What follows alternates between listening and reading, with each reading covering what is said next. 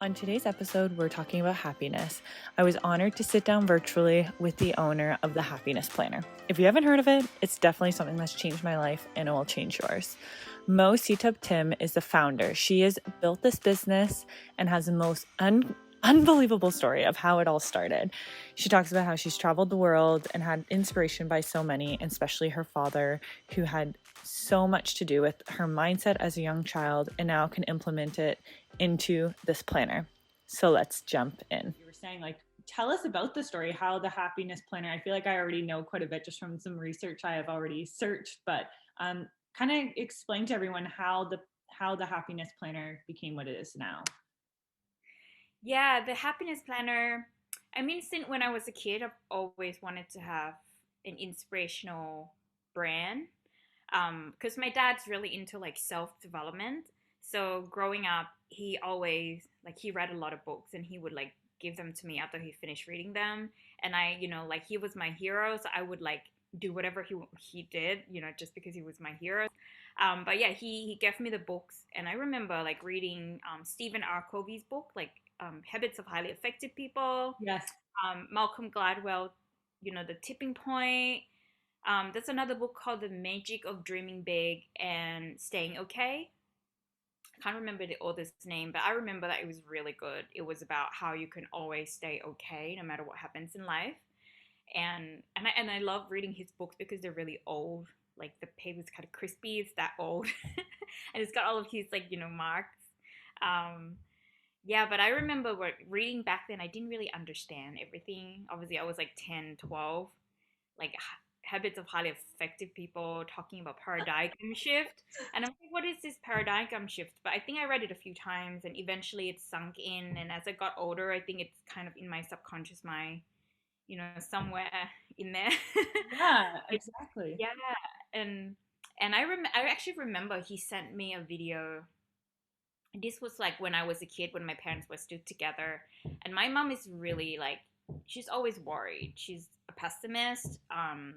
She's always anxious and worried, and my dad is like the opposite. And so my dad tried to get my mom to think more positively, but it was really hard.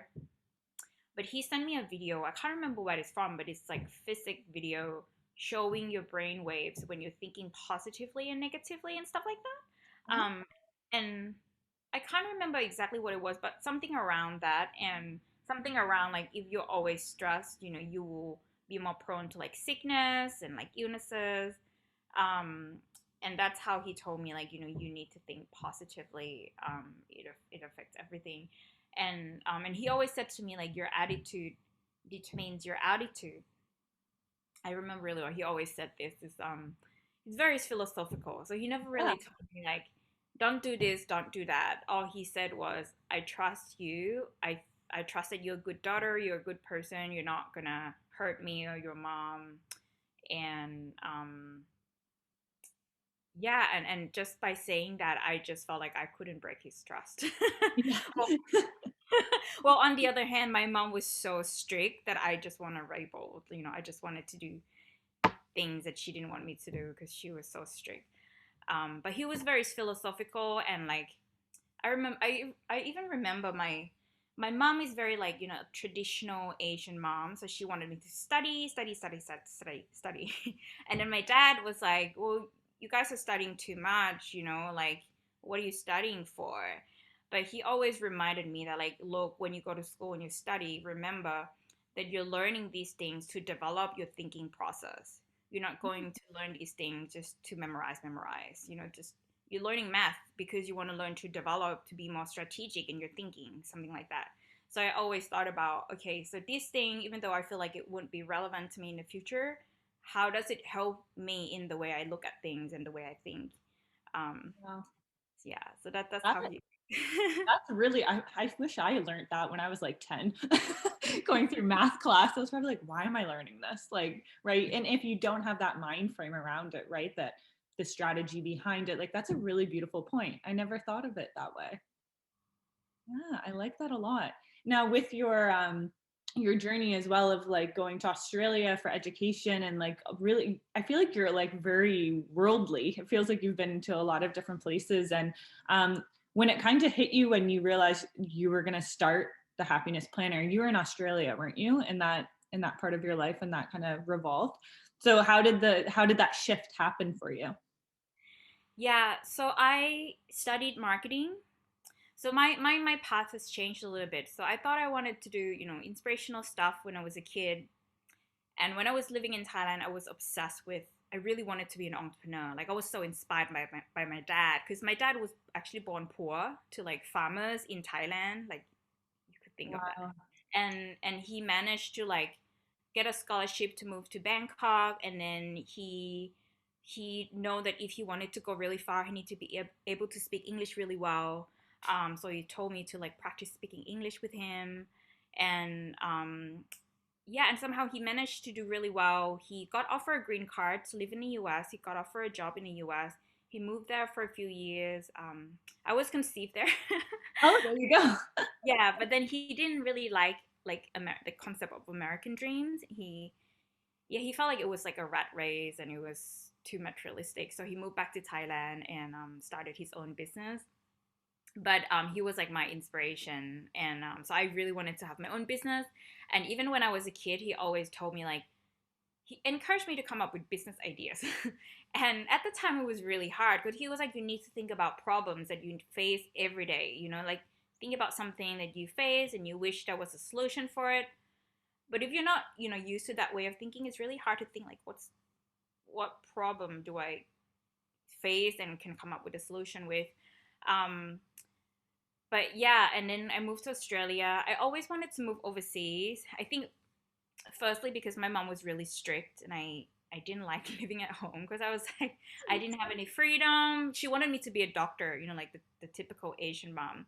And I just kind of felt like, oh, I didn't want to be a doctor. I just felt suffocated basically, and I wanted to go overseas. I wanted to like to see the world. But my mom didn't want me to go, and then my dad, and also it costs a lot, to send your kids to study overseas. Um, and then I managed to move when I was like 19. So I met this guy.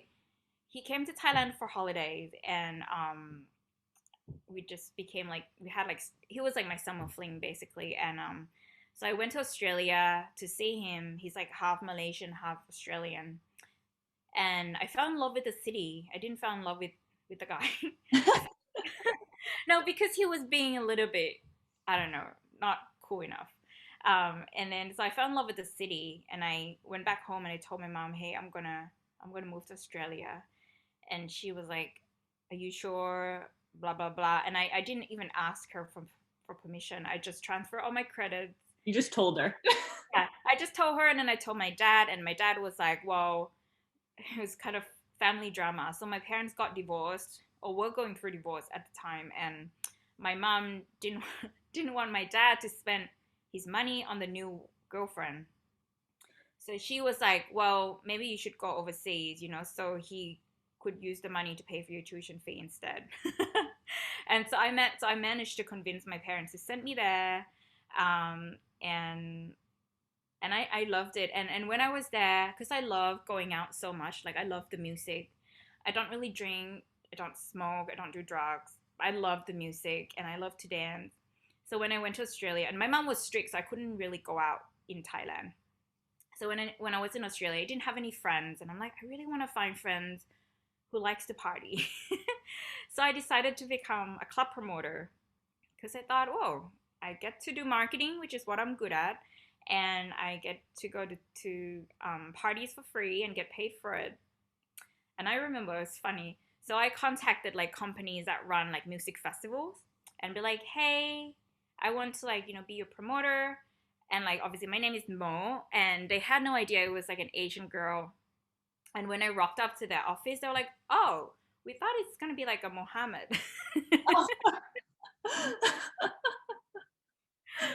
Oh. It's really funny. But yeah, like back then, like Facebook was quite new, so not many people used it for marketing. So I saw an opportunity because I feel like I was born with like this marketing skill. So it's something I really love. And so I decided like, oh, if this club plays, let's say house music, people who go to other clubs with the same type of music would like this club also. So I try to steal their customers, from the competitors to the club. And eventually I kind of became quite well known as like the most ticket seller promoter queen on Facebook. Awesome. Wow. and then and then because of that, I thought, you know what, I want to do marketing. So that was my dream back then. It's like maybe I want to do marketing in like music, the music industry. And at the time, I had a friend that works for Smirnoff, and he runs Smirnoff parties. I don't know if you know them. Yep. Yeah, Smirnoff. Yeah. Yeah, but back then they used to throw so many party, and like Absolute Vodka used to throw so many parties. I'm like, that's such a cool job. I want to be a brand manager for an alcoholic beverage brand. So I took a year off to study like music business management, and we had to study other things that aren't marketing related, and I didn't like them. So I'm like, oh, I'll just go back to marketing. And when I graduated, I mean, at the time, I still didn't know what I wanted to do exactly, but I know I love branding, design, psychology. And I thought, you know what, I want to be a strategist at like an advertising agency. Because like the role of a strategist is you have to study your like the consumer insights. You have to come up with the idea for the ad, but it's like the thing before that is, which is Mhm. like I need to do research on like the culture, the people, understanding psychology, and then from there you come up with the core idea that you give to the creatives to up with advertisements. And I thought I wanted to do that, and when I graduated, it's a really long story. I hope you're not bored. No, uh, no, this is exciting. I love it. okay. So when I was in like my last year of university, it was kind of stressful because I'm like, I want to continue living in Australia once I graduate, but I would need to get a visa. And I studied marketing, so it's not like what do you call it, like a skill that the country lacks, because a lot of Oh, Australians study marketing. mhm. Like I had friends that studied engineering and accounting, and they got a permanent residency right away. And for me, I'm like, I need to get a job, I need to get a sponsorship, so I need to like work really hard to make sure I get a job that would sponsor me. So I apply for in my last year of the degree. So L'Oreal has marketing competitions that they run every year called Brandstorm, and they would pick a brand under their umbrella, and marketing students around the world have to compete, coming up with new products and like new marketing campaigns. Wow. Yeah, and like that year was the Body Shop, so we competed in that, and like my team won the national award. Um, Wow. Yeah, like the girl in my team, she's still working at L'Oreal. She's in Paris now. I think she moved around a few times from Yves Saint Laurent to Lancome. Um, but yeah, I didn't get offered a job from L'Oreal, but it helped me get a job with a media agency. And I remember at the time, I still wanted to be a strategist, but like working at any big companies, it's like a lot of hierarchy, and I just felt a little bit suffocated. I felt like I wasn't utilizing my time. Because when you're a junior, they get you to do like, I don't know, unchallenging tasks. Basically, that's Yeah, all. you're basically working for them doing all the stuff they don't want to do. Yeah, like making presentation look nice, and I'm like, I want to be coming up with ideas, strategy, but obviously that's like the senior job. And I remember really well that like it was kind of funny because I had a direct boss, and then the direct boss has another boss, and that top boss actually really likes me, so he would invite me to all the meetings. Like he likes giving opportunities to like the junior, but my direct boss, I think she didn't like that. And I remember I didn't like going to work just because I felt a little bit of a conflict with my direct boss. But and I remember, I think it was her or someone said to me that you're too ambitious. Yeah. And I was like, I think I was 22, and they said, you're too ambitious, and it's like, you have to go one step at a time. And when you're 30, you will eventually get there, but you need to go one step at a time. And I was so annoyed because I felt like I was wasting my time, like, because there would be days when I just sit around, not doing interesting things that challenge my thinking. Mhm. And I just want to use my brain every day. Otherwise, I feel like I'm wasting my day. No, I completely agree with you. Wow. So basically, like at the end of the year with the company, they didn't renew the contract. They were like, I think we're restructuring. We don't need someone in your role. So I had to find another job, and at the time it was really hard. I'm like, I really need to, I want to stay in Australia. I don't know what to do. I need to find a job. But then at the same time, I also wanted to get into startups. So that was back then. It was, I think, 2012. Like, startup, which is quite new then, Yeah. like, and I was like, and I started reading Quora, and I'm like, I really want to be a startup founder. I looked up to like Mark Zuckerberg and stuff like that. Like back then, it was That's, 7, 8 years ago. that's So huge. Yeah. yeah, so I started going to like startup meetups, just to meet like founders, and like maybe I could like join as like a chief marketing officer for the startup, like maybe work with like other tech founders and like help them grow the business. So I found a guy that was working on I would say it's kind of like Postmates, like a delivery service, Oh, yeah. or like Deliveroo. Hmm. But obviously 8 years ago it was new, and he had this idea. He's French, and when he was living in France as a student, he used to do delivery for alcohol, for other students. Like he had the idea of like, yeah, I want to do delivery services. But at the time it was quite new. Yeah. The idea wasn't completely like validated, and I worked on it for like a few months. We tried to raise money. He said, if we raise money, then obviously I'm gonna sponsor you to live here. um in the end, yeah, we couldn't raise the money, and I think at the time that I was working on that, I also started working on my own blog. So when I finished with the media agency, obviously I had more time to myself because And you're ambitious and you needed yeah. to do. Yeah, so just like I'm gonna go back to my blog, and um but also I think I read a lot. I started reading a lot as well. Like every night I would read like a book, and because I felt like I needed to grow internally. So I wanted to be an entrepreneur, but obviously it was hard. Sydney is not cheap. Need to balance between like finding a job or finding money to pay the bills, and I couldn't like really, decide what to do. And I just felt like, well, you spend so many hours trying to find a job, and then you may get them or not get them. And then I could use this time that I spend looking for a job or working on someone else's project on my own thing. But at the time, it was really hard because I'm like, oh my God, everything's so expensive in Sydney. I was so broke that like I had to count every dollar when I eat something. It was really annoying. Even like to buy toilet paper. If you ask my boyfriend at the time, like, do I have enough to buy toilet paper? Like, it was hard. And yeah, so I was working at Chirpa, this startup, and I started my blog, and then somehow my blog started getting a lot of followers. That was Um, great when blogs, like I would say like 2010, 2012 is kind of like when blogs all started. Like yeah, they started revolving. Oh it was wow. like Tumblr era, so I was like on Yep. Tumblr. Thought Catalog was like still big back then, and initially it was just a place that I wanted to keep all the quotes that I love, all the like interviews where I read, and I like some bits and pieces. I want to put it on that website where I can look back and feel inspired. But then it started getting a lot of followers, and I felt like I really want to write longer posts. Mhm. But it's kind of scary, what if I get criticized? And I remember I met up with a friend who's got like millions of followers.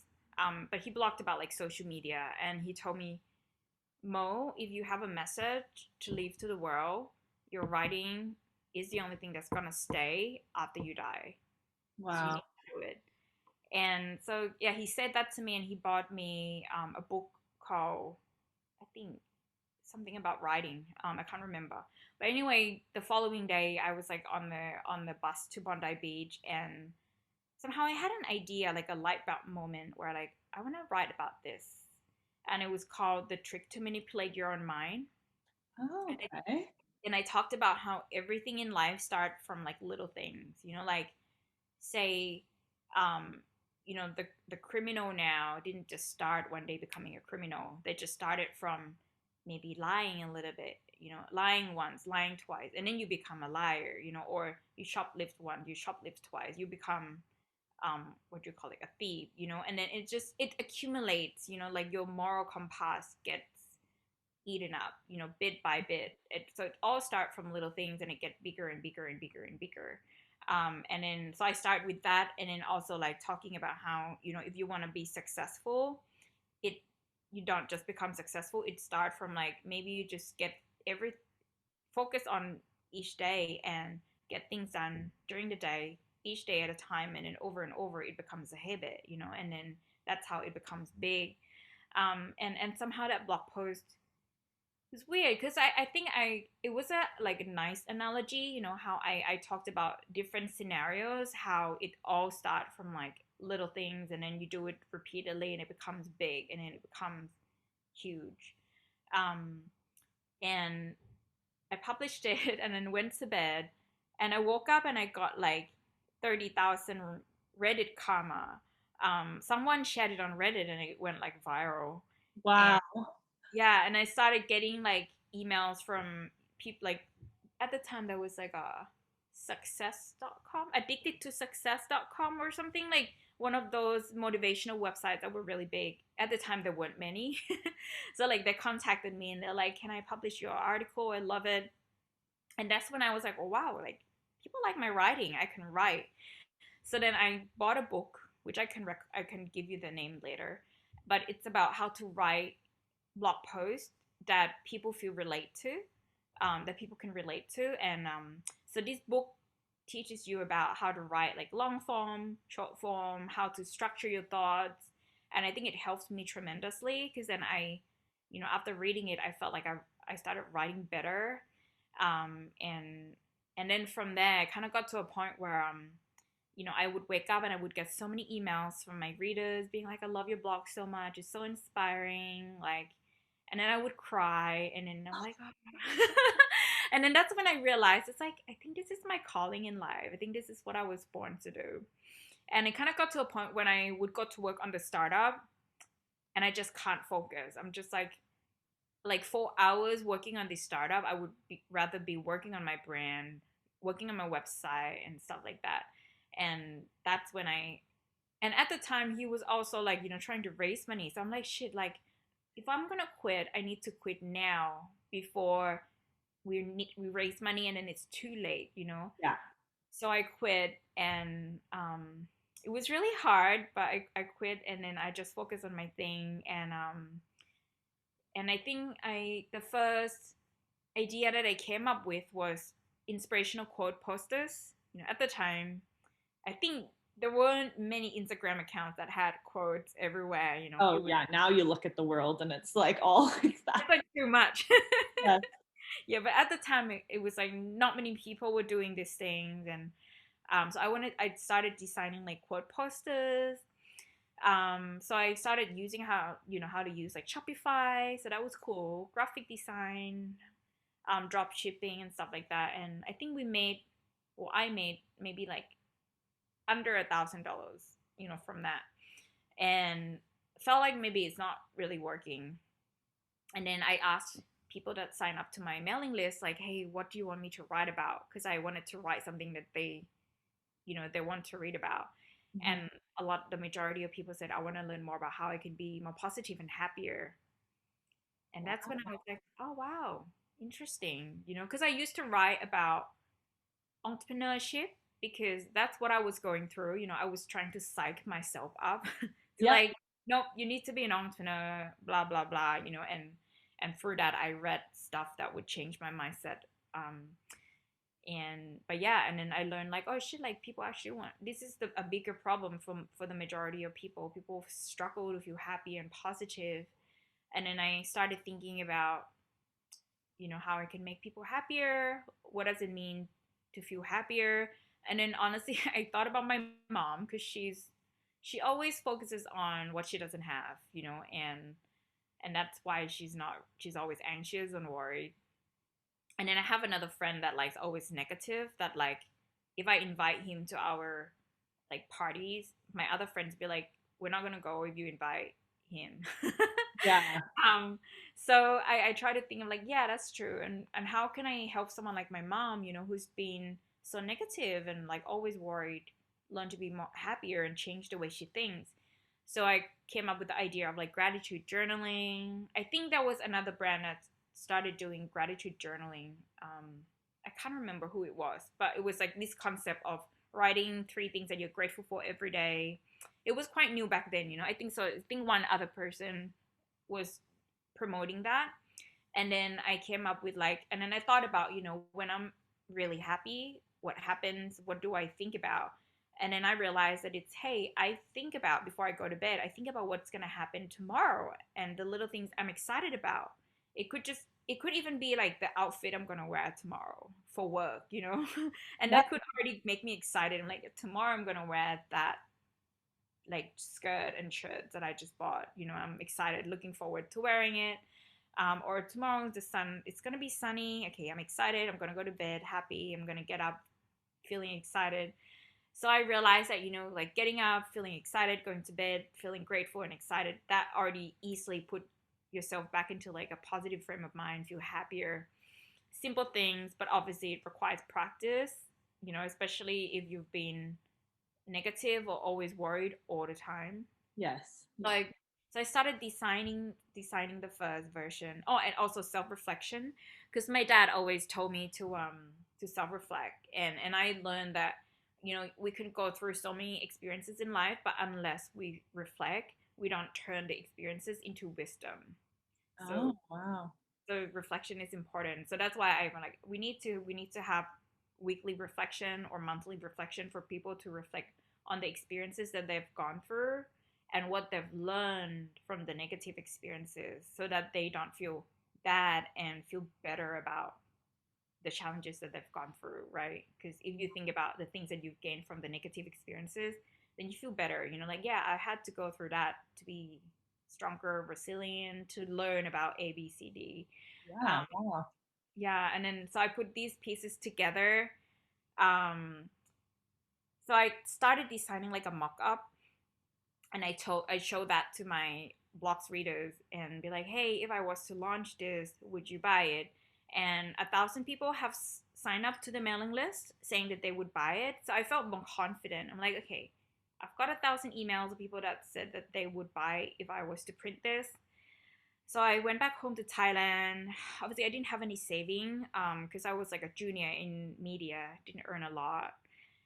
So I had to like borrow my dad some money for the first print run. And it was so funny because when money is not involved, everyone believes in you. But when money is involved, people just back off. Yeah, you're like, this is real. So even my dad, who's been so okay, talk about my mom first. So my mom's really risk adverse. She's been in the same job her whole life, basically. She doesn't she wants to work. She works for the government, like a government organization. So Mhm. it's very stable. She will get benefits when she's retired. So she's like, how do you know that they're gonna buy it? They haven't paid you the money. They just put in the email. And I'm like, oh my gosh, like I don't want to hear this. I already have self doubt. And then I go to my dad, who has always been supportive, but when it comes to money, he was like, well, can you write me a business plan? I need a business plan. So I was like, don't you believe in me? I'm like, okay, fine, I'll write a business plan. So I had to write a business plan because my dad really wanted it. So I thought through everything, the money that I would need to like make sure I survive and the business will grow. And he eventually like, okay, fine, I'll lend you the money. So I had to sign a contract with him.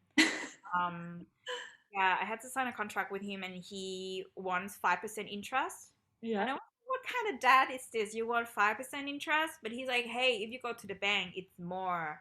Plus, Mhm. I want to teach you to be responsible. My dad always joked, he was always like the bank of dad. And then once we were at this point of like we were officially adults, he's like, it's officially closed. The bank of dad's officially closed. That was his forever joke that he would say to us as kids. Yeah. So I totally get this story. It was, yeah. And I was just like, because I have friends that are rich, and their parents would just give them money to start business and they don't even care. So I'm just like, oh, I have to pay that back. But I'm like, never mind. So like, I got the fund to print the first print run. It was honestly, it was just enough for like the first print run and like business admin that I had to pay for like registration and stuff. And so I tried to find a printer. I got the design, like PDF, trying to find a printer, that was also difficult because I think Alibaba was quite new back then also. Yeah. So not many people used it. I went to Alibaba because I had a friend who got some stuff made by Alibaba. Like he said that he just put up images of what he wanted done and then asked for quotes, and then the suppliers would just message him with that quotes. So I did that, and I got like I think like 20 quotes. And the first time I gave up on it because I'm like, too many printers. I can't decide. I don't know which one's good.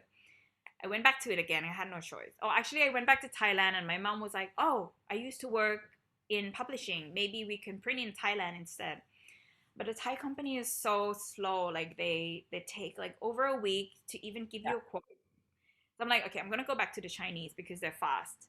And then I put up a quote again, and then my current supplier now, the guy he was the first to message me, and he told me exactly what I need, like the spec of paper, dimension, Yeah.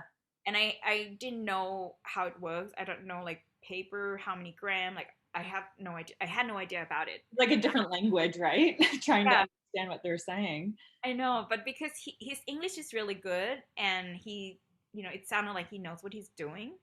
So I went ahead with him. Got a mock up done. Oh my god! And at the time, like there were like some Alibaba scams, Oh because yeah, yeah, you need to pay them via Western Union. yeah. And I was just like, oh, what if we don't get anything back? Like so it was quite scary, but you know they were legit, and I liked the sample that I got from them. So I decided to like print with them. Then I had to find a warehouse that would stock our products, and then I launched it. Yeah, and then even then like after like 6 months in, started making money, and my mom just kept being like, "When are you gonna pay your dad back? When are you gonna pay your dad back?"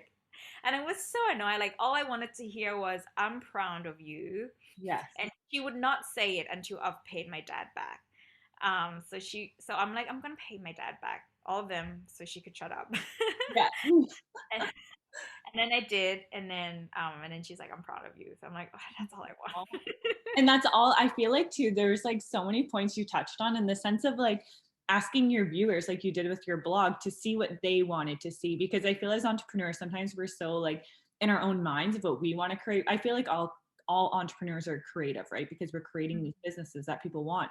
But I feel like you did the right thing of asking your fans, really your blog fans, of what they wanted to see from you. And even I use Alibaba all the time because we have a product line as well, so I completely understand that, like the sending the money, making sure things are going to happen, looking at how long the business has been around, the manufacturing, and like getting your samples, and you're like, okay, how is this going to turn out? You get that like almost anxiousness, you unpackage it, you're like, okay, I actually really like this. Like usually 99% of the time I'm really happy with the products. And like you said, sourcing them out, that alone, like you said, printing, like trying to find a place to get printing done, because you know what to put in the book, but then actually making it come alive. So what was your reaction when you first like made that big order of like production? Yeah, I was. Well, I think back back then there weren't many pretty planners. I would say. I think there was Passion Planner. You've probably heard Yes. of them. Yeah. To me, I don't feel like it's not that pretty. It's just like black, plain, and like the planners that were available in the market, they were all plain. So I Mhm. felt like our advantage back then. Oh, and back then, like the pastel mint color was in that year, Yeah. and like mint and gold, I thought, oh, it's so pretty. So when I created the mock-up, it was like people were like, oh my god, this is so pretty. And I was like, yeah, this is gonna sell because it's so pretty. Even though people don't understand how it works, like they would just buy it because it's so pretty. So I was excited. But I think I was quite nervous because so it was like 100-day version. I'm like, what if it doesn't make people happier? So it's not gonna sell. So I was a little bit nervous. But the first group of customers, obviously the people that follow my blog, they finished using the 100-day, and they were like, it made me a lot happier. Yeah. And I'm like, wow, my concept's been proven, like it works. So I need to take this and create an app. And that's when I started looking into how I could turn this into an app. Yeah. Yeah, I found that. Okay, I didn't even know your app was like existent until like probably a couple months ago. And I was like, Oh my gosh, how did I never know about this? Yeah, I think it's been around since 2016, Yeah. but it was like, because we bootstrapped, so we can only like invest so much to get bits and pieces done. And like we first released the first version, we realized that like, okay, there's so many bugs, some of the features weren't working. We needed to have calendar sync with Google Calendar or Apple Calendar. Otherwise, people find what's the point of using this calendar app? Um, and that costed a lot of money actually, like the calendar sync feature. Mhm. So so I kind of stopped doing marketing because I didn't want people, because I think once people download it and it's like, oh, it's crap, they're gonna leave a bad review and they're not gonna download it again. So I felt like I'm just gonna stop promoting it until I feel like it's ready, and we'll go big. So I feel like this year it's ready. Yeah. Um, so I'm gonna start, like, I just started doing marketing for it again. Yeah. Well, this is also perfect being on this podcast talking about it because like I've been using it as well, and I feel like it's something that I didn't even know until like a couple months ago. It must have been kind of when you guys started doing more ads about it, maybe promoting it a little bit more. But even your social media, I've been loving following your social media pages because even your personal as well as the business, because it's like you get that little taste of what the book, like what the planner's all about too. You get those little snippets of the inside. And even too, I find, like you said, you go to bed thinking about all these things, or you've got all the what ifs going on in your head of what if this happens or this. And sometimes just opening, like sometimes I'll just open up any random page and just be like, I almost need to even read some of my things I've already written down. And or I can just look back at some of the different quotes, or even sometimes I know we're not supposed to be on our phones before bed or whatever those rules are. But I like to just go on your social media and scroll through because there's so many inspirational quotes you have there. Oh, thank you. You're welcome. Yeah.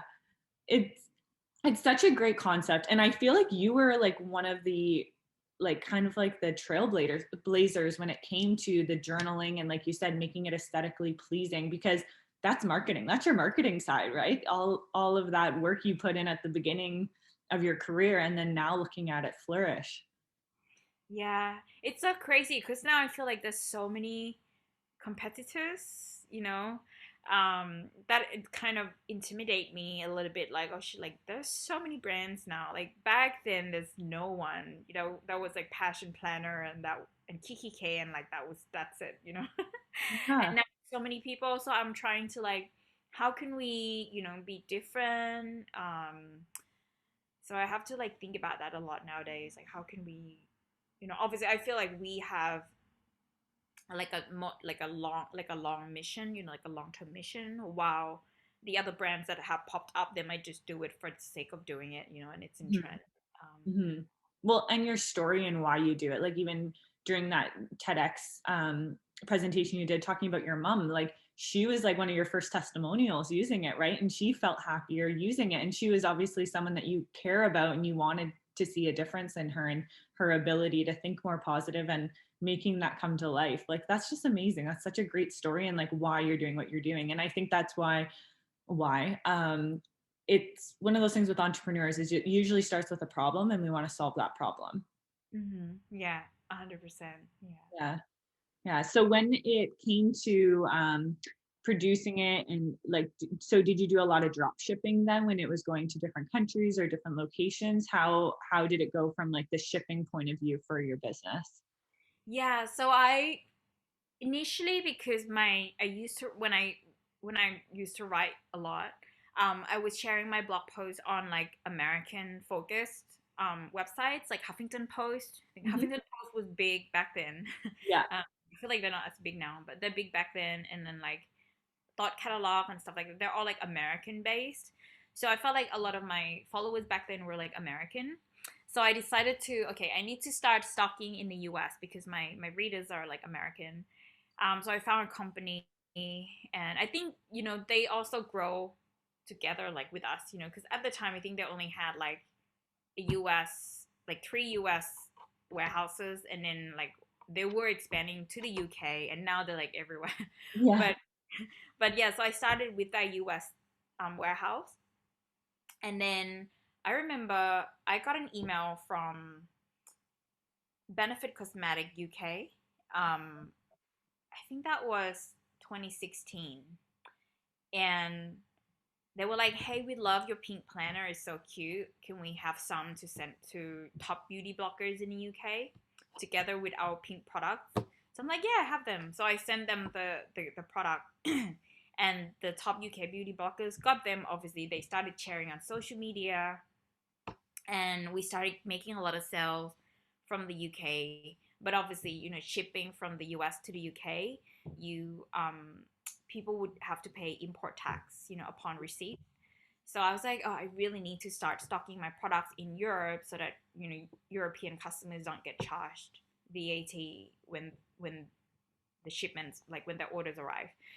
So I started looking into like stocking in the UK, and then the UK has just been like a really big market for us since then. Yeah, and And is then that how you ended up in the UK yourself, of living there right yeah, now? Yeah.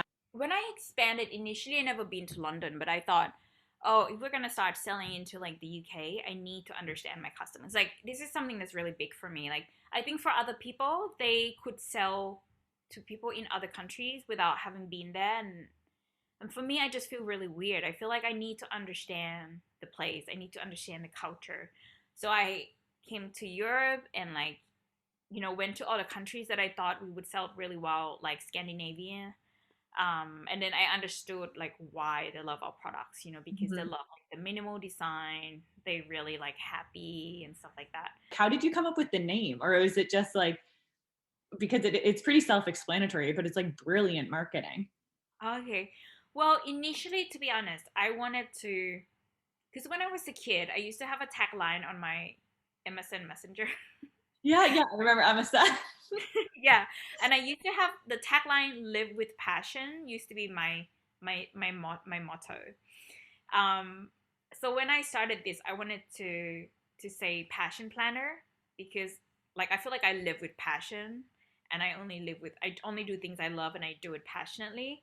But then obviously another company already uses the name, so I thought, oh, what else can I use? And then somehow I just, yeah, I don't know why I just came up with the happiness. I think Kiki K had happiness journal as a product, and I felt like I didn't want to use the name that they already use, so I Mhm. used happiness planner.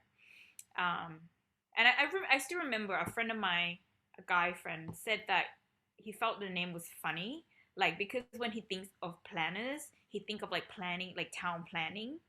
But Oh, I'm just like, no. And then I'm like, no, people are gonna start using the term happiness planner as in planning their life for happiness. But he didn't get it. But obviously, he's a guy and he's not a planner, yeah. Yeah. so he sees it differently. But yeah, but now I feel like people use our hashtag as in like doing something that makes them happy. Absolutely. And even the logo, like how did you decide on the logo for it? Yeah, so initially it was, I had a different logo for it. So I used to have, it was like my blog logo. It was like got like a, I can't remember what was on it. It was like four things on it in the circle, and it was like a plain, just like something that sum up like my passions, like travel, psychology, brain, stuff like that. But then when I decided to turn the book into an app, I went to an app designer in New York. I came across his portfolio and I liked his work. So I went to New York, met up with him, and he started designing the app for us, including the logo. And I kind of like the logo that he designed. So it's Yeah. basically like, it looks kind of like an H, but also like two people hugging. Yeah. Or it could look like an M, smiley M. It could look, I don't know. Yeah, and that's why I was like looking, I'm like, there's so many things I see. Like you said, the people like hugging, like coming together, and like it's almost like an H or like an M. Like there's so many different things. It's beautiful. Like that's why I was like, what is the story behind this? I love it. Really Yeah, good. that was it. And no, that guy was really cool actually. He designed like some like UX UI for the first version of the app. Obviously, when it was built, it didn't look exactly like that, but he designed the logo, and I thought it was cute. Kind of like, yeah, cute. Yeah. Well, even the app too, like that's what's changing now, right? Like I'm a paper and pen person. I love having like my notebook, my to-do list, everything paper and pen. Like I even today was running around doing errands and I literally had a piece of paper with me versus my phone because sometimes I just get distracted having technology, but also having where you can have it linked, like you said with your app, linking it to Google Calendar, linking it to all the different things that you might need it to do, but then also having that little reminder of if you don't have your notebook with you or something, you can jump on there and do what you need to do on your app. Was that something you always thought was going to be part of your business plan, or it just kind of revolved the way technology's been going? I always thought, you know what? I've learned that people, yeah, the people that the original group of customers who like the paper, they tend to just use paper and they don't really use the app. So when I released the app, they were kind of like, well, I already use your paper planner. I'm not interested in the app, you know? But then there are people who just like the app and they don't really use paper. So I feel like there's the two groups of people, but obviously some people will use both. I even find myself, I prefer the app. I basically don't, yeah, I only use notebooks for like my French lessons, and everything else I just type on my computer. Yeah. Um, so, and in a way, I also think that like with the app, it's easier to do it in other languages because I really want to do it in multiple languages.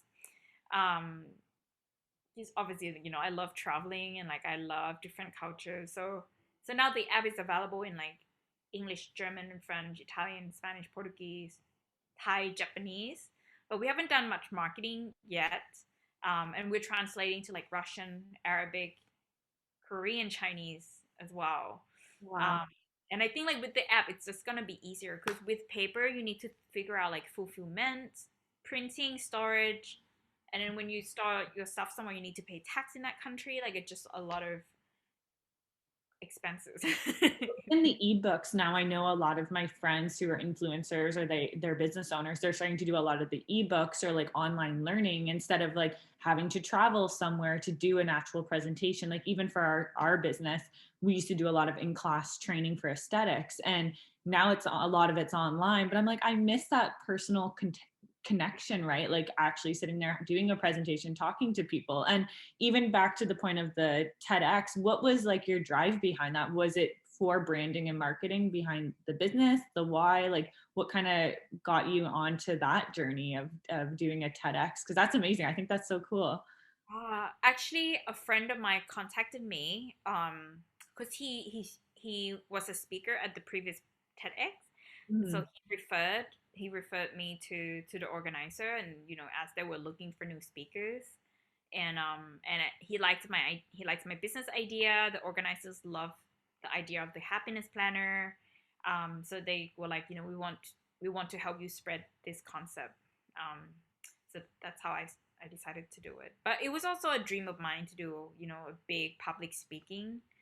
Um, it was nerve wracking, and although like now, if I get invited to do a TED talk again, I need to like think of the new script because I feel like back then there weren't many people talking about training your mind, you know, like subconscious mind. I feel like now it's everywhere, so Yeah. I would need to like be different, and think about how I can, yeah, create a like content that's different from what's out there.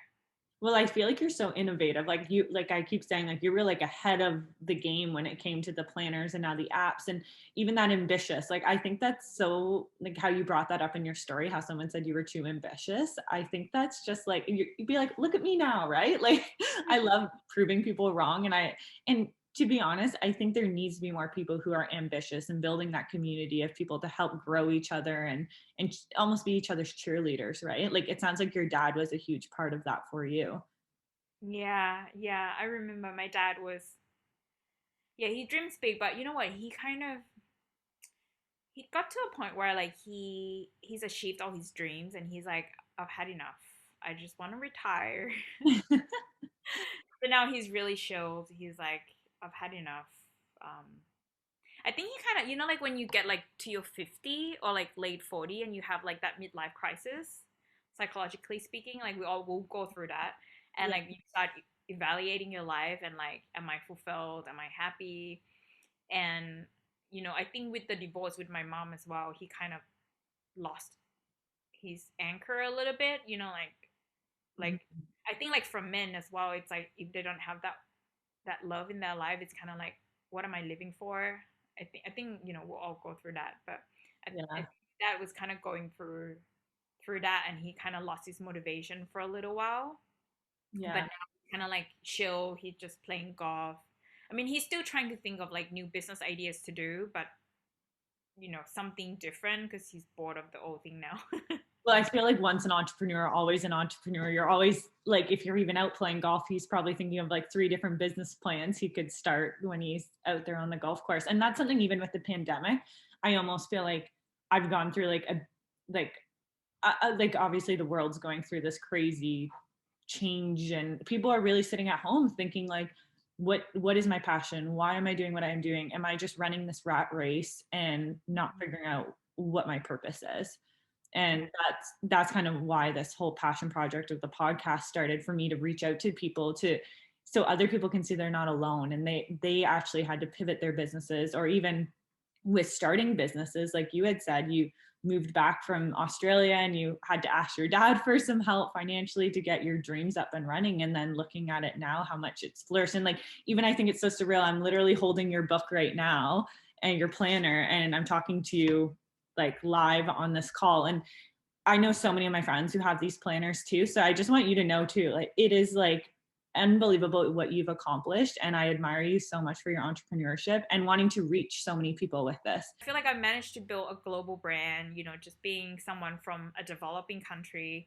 So I feel like, I need to write this book because it would be different in terms of, I feel like it probably could inspire kids in like developing countries, to dream big, believe that it's possible. Because even when I went back to Thailand and I was trying to look into like visa for me to like permanently move to the US, or not permanently, but like the entrepreneur visa, Mm-hmm. like all the Thai people that have gotten E2 visa, they got it for their restaurant business, which is kind of interesting. I'm like, oh wow, most of the time, like I couldn't find any like forum like discussions around like starting a brand. So most of them, they moved to America to start a restaurant. Um, yeah, so I feel like, maybe like my story could like inspire, kids in developing countries as well to dream big, or like minority group. Because I think like, a lot of people, I mean, like, especially in America, right? I think people grow up with, they feel like they're being labeled, and they kind of limited within the labels that they grow up with. And I guess like for me, I didn't grow up in America, I didn't grow up in the UK. I just go from Thailand to like these countries. I don't really feel limited by these labels. I don't see them. Want to inspire people to see beyond the realm of the lines that they feel like they're living within, like Mhm. to The see that, border. Yeah. yeah, that you could see the world as your stage, you could, yeah. And I think like that's also like our next mission as well. Like I want to inspire kids and children, because I feel like obviously like I feel pretty lucky to have grown up with a dad who's really into personal development. So I started becoming conscious of like my patterns in a young age.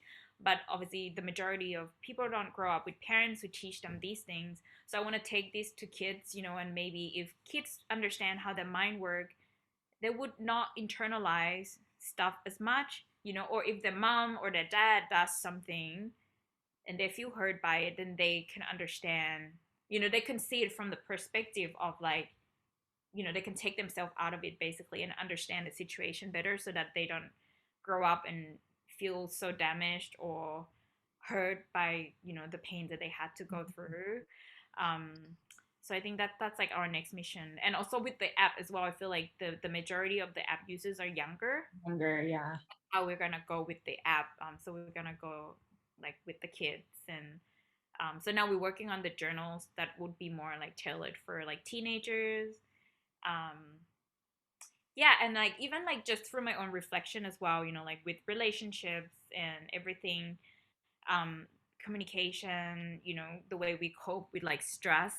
Yeah. Like when it comes to relationship, that's when you get to see all these things coming out, like the way you cope with communication, with conflict. It doesn't come out when you're alone, you're all with friends, like usually Yeah. when you're in a relationship, it's like, oh, this is how you cope with stress. Shit. Yeah. This is how I cope with stress, or this is Yeah. how I react, and yeah, so that's like, so I think like I want to inspire kids, and also like helping parents like become more aware of how they are unconsciously projecting their own patterns onto their children. But Mhm. obviously, people get defensive and they don't want to be told that they're wrong. And Yeah. so I think like how we're gonna do it is like we're gonna teach the kids, but then maybe there are like homeworks where like parents have to do with the kids, and Oh, then through that, yeah, I think that would be a really smart idea where we like the parents would have to go through it with the kids, where it's like, oh, I'm teaching my kids to communicate better, and then it's like a mirror reflecting back at them, like, oh, that's right, that's what I do, you know. yeah, And I love that. And then they can have that time to talk too, because I feel like the world's so busy and they don't have time to actually sit there together and talk about their feelings. It's usually like, oh, what time soccer practice, or what time are we running to there? And also that's probably why you're so wise, because of your like you said, you have two totally different parents in the sense of their the way their minds work and the way they communicate and things like that. But even you said like you were 10 years old reading some of these self-developing books, and that's probably why you've become the person you are today, because of those influences from those novels, from your dad's passion. And if we can instill that in more of our youth, the world's going to be a happier place, right? yeah, like I think like because I started reflecting back on like let's say you grow up with parents who are really controlling, which is quite common, or like overbearing parents, narcissistic parents. It's like you look back at them and they did a lot of things that are hurtful. But like if we could teach kids, let's say we could teach kids how to set boundaries, I don't Mhm. think most of us have been taught how to set boundaries, and we kind of learn that like now. But if we could teach kids, and then with that, like the parents have to go through that with the kids, and then they'll be like, oh, right, I need to Yeah. I there needs to be a boundary. I shouldn't intrude my kids' personal space, or even things about like coping mechanism, how to cope with stress. Yeah. 'Cause I think we either adopt the patterns from our parents, be like them, or we go the opposite way, because we don't like how they are. Yeah. Yeah. Well, even learning to say no, I feel like that's something as the older I get, when things don't align with my purpose or the strategy I'm going for, and things happen and I'm like, no, that doesn't align with me. I'm going to say no to that. But it's usually received in more a respectful way than I think. Because sometimes you think if I say no to something, people are going to think poorly of me. Or now I'm feeling like more people are respecting when people say no. There's like this whole like mind shift around it. And like you were saying, like I look at my parents, and luckily I was fortunate. I have two amazing parents that raised my sister and I. And I look at both of them, and now the older I get, I'm like, oh my gosh, I sound like my mom. Oh my gosh, I'm my dad. Like there's so many things that come up, but it's because they're our mentors when we're children, and they, we are biologically part of them, right? We are them. So I love that idea of the new generation of your planners. I love that idea so much. Oh, thank you. Yeah, because it's like, we live with them for how many years? 18 years. And it's like we pick up the way they are. Like, just imagine, like, simple, like, if you have a best friend who always say a certain word, we will eventually pick it up. And I noticed that in myself. Well, and they always say to hang out with, what is that quote? Like hanging out with the five most, like, because you're gonna become those five people you hang out with the most, right? Because it is that, like, oh my gosh, I know exactly what you mean. Because I'll go out, or even like interviewing. It's funny because I've been doing these interviews, and I get off the phone, I'm like, wow, I learned a new word, or like my vocabulary is getting better, because I am interviewing people that have all these experiences, and they're usually older and more mature and more wise than I am. So it's been such a cool experience of listening to all these stories, and even like you said, really being mindful of what you're putting out in your energies and your passion. And yeah, this is, there's just so many things to take away from this. Oh, thank you. Yeah. Well, where's the best place for people to find you for purchasing the planner, to reach you? What are some of the best platforms for our listeners to find you, Mo? Yeah, so just go to thehappinnessplanner.com, or you can go to Happiness Planner on Instagram, at Happiness Planner. I think those are the best places to find me. Awesome.